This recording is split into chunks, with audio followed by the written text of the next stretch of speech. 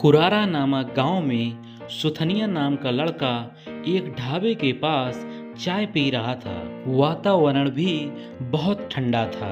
तभी अचानक आसमान में पूरे बादल छा गए। इतने में ढाबे में मौजूद रेडियो में खबरें शुरू हो गईं। कृपया ध्यान दें, वातावरण बहुत ही खराब है। बहुत तेज की बारिश होने वाली है। आशा करते हैं कि सभी लोग सुरक्षित और सलामत रहें। यह सुनते ही सुथनिया साइकिल पर निकल गया। वह बहुत तेजी से साइकिल चला रहा था। पहाड़ के चारों ओर सुथनिया की तरह ही कुछ गरीब लोग रह रहे थे। जब भी ऐसी बड़ी बारिश या तूफान आते थे तो उस पहाड़ के चारों ओर जो गरीब लोग रहते थे वे सब अपने आप को सुरक्षित रखने के लिए हमेशा घबरा जाया करते थे। सुथनिया रास्ते में चलते चलते अपने मन में सोचता है, बारिश के कारण पहाड़ से पानी नीचे आकर मेरे और मेरे पड़ोस के घरों को बर्बाद भी कर सकता है। पता नहीं क्या ही होगा, कब यह बारिश रुकेगी। भगवान जाने कि पहाड़ से नीचे आ रहे पानी से हमारे घर रहेंगे भी कि नहीं। घर पर तो दादी है, मैं तो कहीं भी रह सकता हूँ, लेकिन उस बूढ़ी औरत को कहाँ ले जाऊँगा। हे भगवान, अब तू ही मुझे रास्ता दिखा। सिर्फ मुझे ही नहीं, हम सबको रास्ता दिखा भगवान, अब तू ही बचा। ऐसे ही वह घबराते हुए डरते डरते घर की ओर तेजी से बढ़ता है। बीच रास्ते में ही तेज बारिश शुरू हो जाती है। बिजलियां तेजी से चमकने और बादल गरजने लगे और उसकी साइकिल का पहिया अचानक से पानी में डूबने लगा।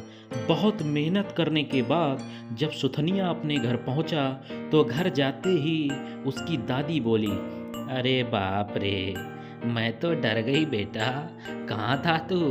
इतनी बारिश में भी घूमना जरूरी है क्या सुथनिया? सुथनिया का जवाब सुने बिना उसकी दादी सुथनिया को बराबर डांटती रहती है। तब सुथनिया बोलता है, अरे बूढ़ी औरत, मैं कोई टाइम पास नहीं कर रहा था। बीच रास्ते में बहुत जोर की बारिश हुई थी। उस बारिश में मैं साइकिल भगा कर आया हूँ और मेरी साइकिल का पहिया भी डूबने लगा था। ऐसे ही दोनों बहस कर रहे थे। उसी दौरान वो देखते हैं कि सारे लोग एक झुंड की तरह आगे बढ़ रहे थे। तभी सुथनिया की दादी बोली, अरे सुनो नाजिया, तुम लोग झुंड बनाकर कहाँ जा रहे हो? तब नाजिया बोली, इस बार बारिश देखकर हमें लग रहा है कि हमारे घर डूब जाएंगे, इसीलिए हम पहाड़ के ऊपर मौजूद मंदिर पर जा रहे हैं। आप लोग भी आओ जल्दी से और वहीं चलो। तब बूढ़ी औरत नाजिया से कहती है, बारिश में वहाँ खाना कौन देगा? केवल फ्री का खाना खाने की वजह से तू इतना दूर जा रही है।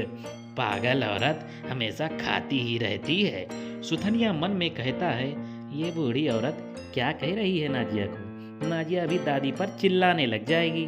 तभी नाजिया कहती है, हाँ मुझे ही खाने की पड़ी रहती है, तू यहीं मर जा, मैं 10 दिन बाद आकर तेरी श्रद्धांजलि का खाना खाऊंगी। ठीक। नाजिया गुस्सा करके वहां से चली जाती है। बूढ़ी औरत सुथनिया से कहती है, क्या कह रही थी बेटा? वह कुछ तो बड़बड़ा कर चली गई है, मुझे कुछ सुनाई नहीं दिया। तब सुथनिया बोला, नाजिया कह रही थी कि तुम यहीं बैठकर ऐसे ही बात करती रहना, तो इस बाढ़ के साथ तू भी चली जाएगी। कल आकर तेरी श्रद्धांजलि का खाना खाऊंगी, यह बोल रही थी। सुथनिया की दादी बोली, क्या इतनी बड़ी बात बोल दिया उस भुक्कड़ लड़की ने? अब दादी, तुम उसे इतना बुरा बोलोगी तो ऐसे ही कहेगी ना।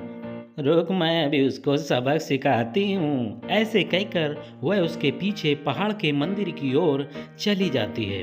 पहाड़ियों पर पहुँच दादी बोलती है, सुथनिया, तू पागलों की तरह हमेशा गांव में घूमने फिरने से बढ़कर कुछ नहीं करता। कम से कम एक छतरी तो खरीद लेता, बारिश में यहाँ काम तो आती। सुथनिया इससे पहले कुछ कहे, एक छतरी रॉकेट की तरह उड़कर सुथनिया के पास आ गिरती है। तुरंत सुथनिया उस छतरी को लेकर खोलता है और कहता है, भगवान ने यह छतरी मेरे लिए ही भेजा है। हे ईश्वर, आपका बहुत बहुत शुक्रिया। ऐसे कहकर वह एक लंबी सांस लेता है। तभी वह सोचता है कि चलो कम से कम भीगे तो नहीं। इतने में उसकी दादी यह सब देखती है और बोलती है, अरे बेवकूफ, तू अकेले अकेले ही छतरी के नीचे रहेगा क्या? उसमें थोड़ी मेरे लिए भी जगह रखो। ऐसा कहकर वह छतरी के नीचे आ जाती है और तुरंत छतरी बड़ी बन जाती है। यह देख वहाँ मौजूद गांव के सारे लोग चौंक जाते हैं। तभी सुथनिया की दादी सुथनिया से कहती है, यह क्या कर दिया तूने? क्या कुछ जादू का मंत्र टोटका जानता है क्या?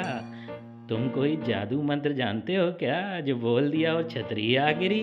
नहीं दादी, मैं कुछ नहीं जानता। अच्छा, तो ये दुगना बड़ा कैसे बन गया? तभी सुथनिया गुस्से में बोलता है, दादी तुम्हारे सामने ये सब हुआ है, फिर मुझे क्यों पूछ रही हो कि ये मैंने किया? चुपचाप खड़ी रहो यहाँ। इस सब के दौरान नाजिया भी सुथनिया की छतरी के नीचे आ जाती है और तुरंत छतरी 4 गुना बड़ी बन जाती है। वहाँ के सारे लोग आश्चर्यचकित हो जाते हैं और फिर एक के बाद एक सभी लोग छतरी के नीचे खड़े होने लगते हैं। जैसे जैसे लोग आने लगते हैं वैसे वैसे छतरी भी बड़ी होने लगती है। वह छतरी इतनी बढ़ गई कि उस पहाड़ को और उस पहाड़ के नीचे मौजूद उनके घरों को और लोगों को सबको भीगने से बचा रही थी। इसी कारण बारिश का एक भी बूंद उस पहाड़ पर नहीं गिर रहा था। तभी भीड़ में से एक व्यक्ति बोलता है, यह सब भगवान की कृपा है। उन्होंने खुद हमें हमारे गांव वालों को और गांव को बचाने के लिए सब किया है। यह कहकर गांव के सभी लोग पास में मौजूद राम मंदिर में जाकर प्रार्थना करते हैं। अगले दिन जब बारिश रुक जाती है तो छतरी के नीचे से एक एक करके जैसे जैसे लोग चले जाते हैं और वैसे वैसे छतरी भी छोटी होती जाती है। तब सुथनिया फैसला करता है कि जब बारिश या बाढ़ की चेतावनी कोई देगा तो यह छतरी ही रक्षा कवच की तरह हमारे और हमारे गांव की रक्षा करेगी। इसलिए छतरी को हमें यहीं सुरक्षित रखना होगा। तब वह पहाड़ पर मौजूद राम मंदिर में भगवान के पैरों के पास उस छतरी को रखकर उस पहाड़ से सब नीचे उतरकर अपने अपने घरों को चले जाते हैं। दोस्तों, सुथनिया को जो छतरी मिली थी वह उस पहाड़ को और उस पेड़ के नीचे मौजूद गांव वालों को सुरक्षित रख रही थी और गांव वाले अपना जीवन हंसी खुशी के साथ जी रहे थे। अब उन्होंने बाढ़ से डरना बंद कर दिया था। धन्यवाद। दोस्तों, यदि कहानी पसंद आई हो तो कहानी को लाइक करें, कमेंट करें, चैनल को सब्सक्राइब करें और हाँ, बेल आइकन दबाना ना भूलें। बहुत बहुत धन्यवाद दोस्तों।